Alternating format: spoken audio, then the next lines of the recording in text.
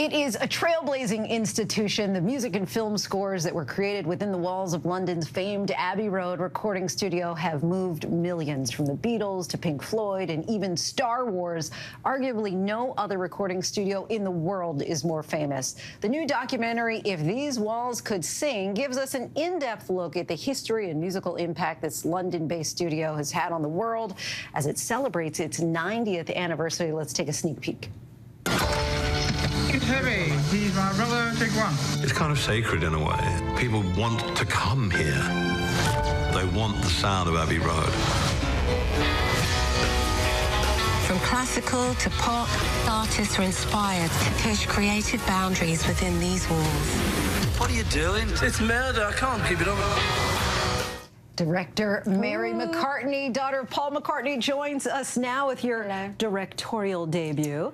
Great to have you here in studio. All right, so let's start right out with Abbey Road. I mean, we're talking about nearly a century of groundbreaking music that has really just caused people to produce and perform this great music. What is it about Abbey Road? I mean, it's an incredible space.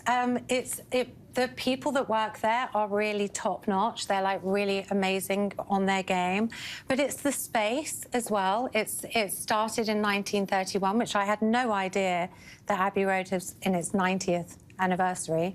So it's basically all those years. They have 3 studios, so it's its versatility, it's its range, it's diversity of music that's passed through those doors. It's historic, and also it has that little magic that I think really has elevated people when they're recording.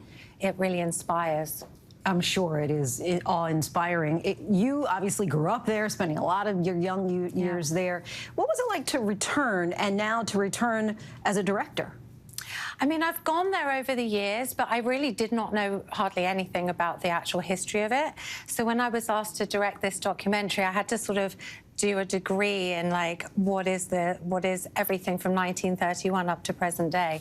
So it was incredible going back into the studio with, like, a different pair of eyes, looking at it from a different angle. So it taught me a lot about the recording industry, and yeah, it was very eye-opening. But I first said no to directing it when I was first asked. Why is that?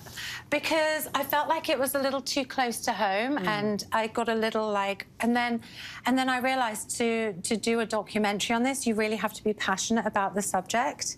And then I found this picture of myself, and I was literally 3 months old, on the floor on a blanket in the corner of Abbey Road, and, you know, I've literally grown up there. You said that it was too close to home in a way, but I'm wondering if that personal connection, does that give you more nerves to really get it right? I think my background in photography and portrait photography really helped. The interviews in it are really quite relaxed and calm, and at that zebra crossing, the famous zebra crossing, there are always tourists and people there making a pilgrimage, but it looks like it really means so much to them. So, you know, it's not lost on me that I've been able to go there and grow up there. So this was a way of, like, bringing the audience into Abbey Road and highlight all the people that I really care about who work there, and highlight the history of all the... There's a lot of really interesting things I never knew. And when you talk about from 1931 until now, you were given more than 90 years of archival footage and all of these different tapes. How did you decide to narrow it down? It was a real challenge, but it kind of almost fell into place, because when I was given the assignment, I sort of wrote down all of the history and I stuck it up on the wall, and I had the wall covered in Post-it notes. So then I found certain things had photographs. It was like, how am I going to tell this story? So I had to rely heavily on archive and really heavily on the interviews that I was doing. So do you have it sort of fell into place. Do you have a personal favorite story yourself from your own experiences there, or from something that you encountered and came across? There is Abbey Road has, in Studio 1 is famous for classical, because it's a huge studio and you can fit orchestras inside it. So there's a classical musician from the 60s called Jacqueline Dupre, and she has quite a strong story, and when you watch the documentary, kind of quite a sad story, but also she's, like, incredible to watch. Like, the footage of her playing, she's really bombastic and jumps around and natural and, you know, amazing. And that tied in really well from a documentary filmmaking point of view. Of course, we know this is your directorial debut, Any other plans to continue down that path? Yes, definitely. I've definitely got the bug. Okay.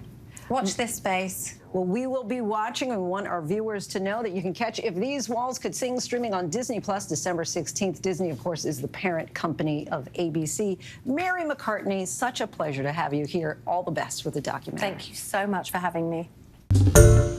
Hi, everyone. George Stephanopoulos here. Thanks for checking out the ABC News YouTube channel. If you'd like to get more videos, show highlights, and watch live event coverage, click on the right over here to subscribe to our channel. And don't forget to download the ABC News app for breaking news alerts. Thanks for watching.